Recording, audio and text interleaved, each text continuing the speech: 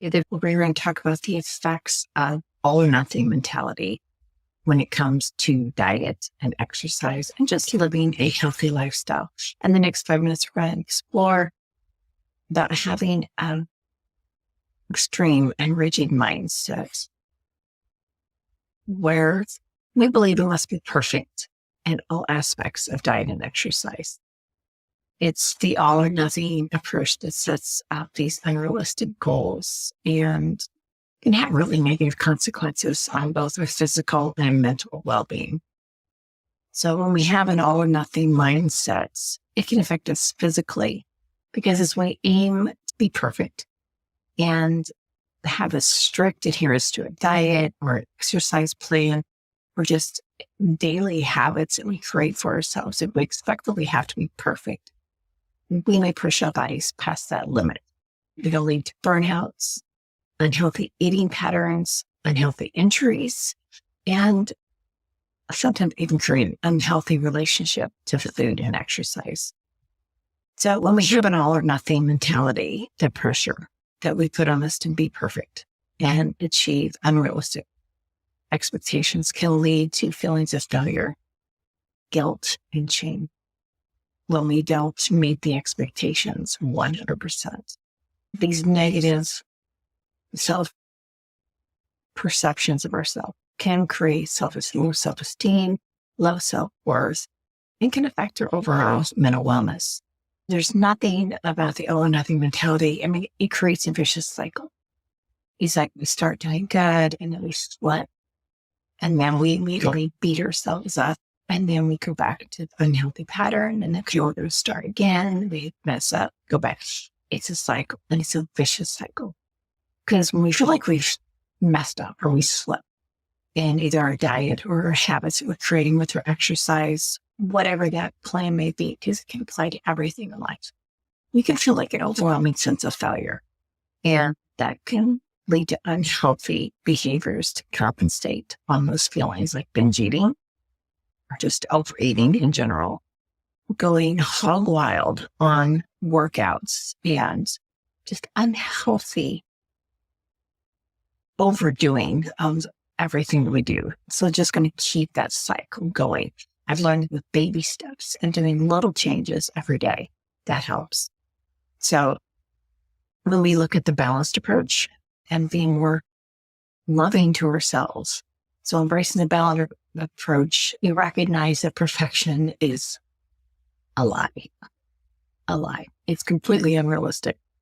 And by doing the small, consistent steps toward a healthier lifestyle and better well-being, they're more sustainable and achievable as well.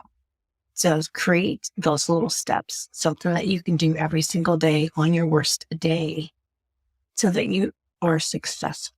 Don't set yourself up for failure. So here's some practical tips that can help overcome that behavior. Number one, set realistic goals. So we can have having big goals is great. I have big goals. But then when you only look at the big goals, you can feel like a failure every day. So break them down into smaller steps for every day and then build on it. And number two, be kind to yourself when things don't go as planned. I have a tendency to sink back into a little ball sometimes and beat myself up. And I'm sure so many of us do as well. Slip ups are normal. It's a normal part of learning, and our brain is going to, anytime we bring up something new, our brain is going to go back to what we know is safe because it's learned that behavior. So we have to retrain our brain to move forward and just keep creating new habits. And so by doing little steps every day, you feel less defeated. And here's the hard one for me. Be flexible. Allow yourself the freedom to enjoy that occasional indulgence. If you've got a cookie there, it's a special event, have one. Don't beat yourself up over it. And understand that when we do deviate from our plan or program, it's what I like so much about our 3, weigh it out. Well, yeah, this may make me feel a little bit achy later, but this is a special occasion with my daughter or granddaughters. I'm going to have that cookie, or I'm going to have a couple bites of that cake, whatever it may be. And then don't beat yourself up. It was a choice. You enjoyed it. You start back the next decision. So allow yourself that freedom to be flexible and have those indulgences. And another thing, track your program. I do emphasize tracking my foods just for accountability because, let's be honest, lie to ourselves. Yeah, we lie to ourselves more than we ever lie to others. So we tell ourselves, well, I'm eating well.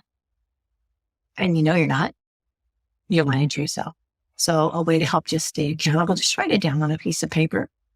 It doesn't have to be anything crazy. We're not counting macros and carbs and all this stuff, but just saying, okay, this is what I've done today.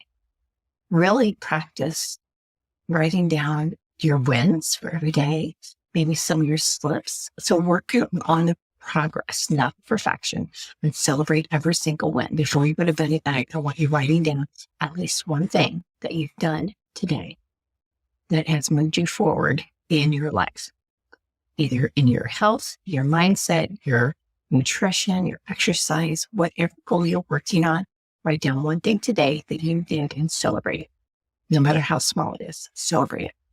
So it's overall well-being that is the most important thing. So when we remember that being physically well and mentally well are way beyond diet and exercise. We need to nurture our relationships with people, surround ourselves with positive people, manage our stress levels. That is huge. Getting adequate amount of sleep, 7 to 8 hours a night, drinking proper water, eating healthier nutritional food, getting that exercise. It's all a balance.